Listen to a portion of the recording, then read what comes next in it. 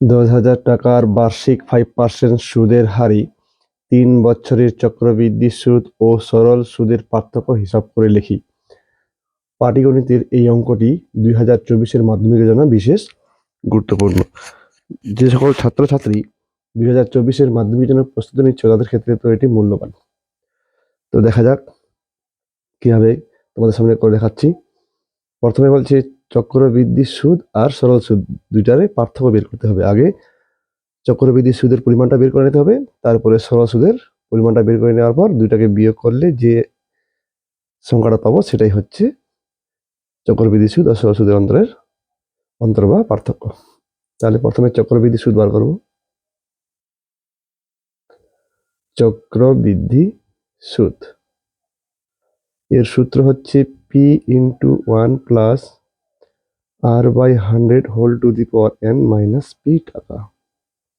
এটা হলো ফর্মুলা। তাহলে পি মানে 10,000, আর মানে হচ্ছে 5%, এন মানে হচ্ছে বছর 3। আবার এখানে পি আছে, আবার 10,000 টাকাটা বসবে।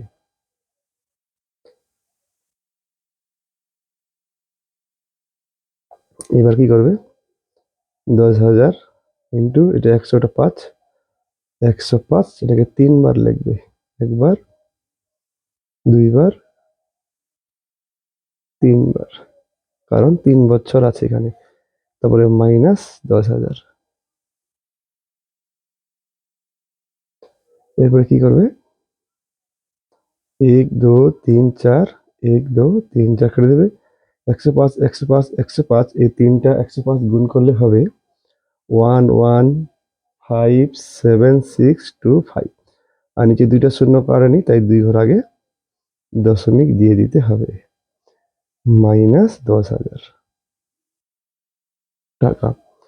এবার 11,000 থেকে 10,000 চলে গেলে থাকবে 1,500, এটা থাকবে দশমিক দিয়ে 25 টাকা। এবার সরল সুদ বের করতে হবে।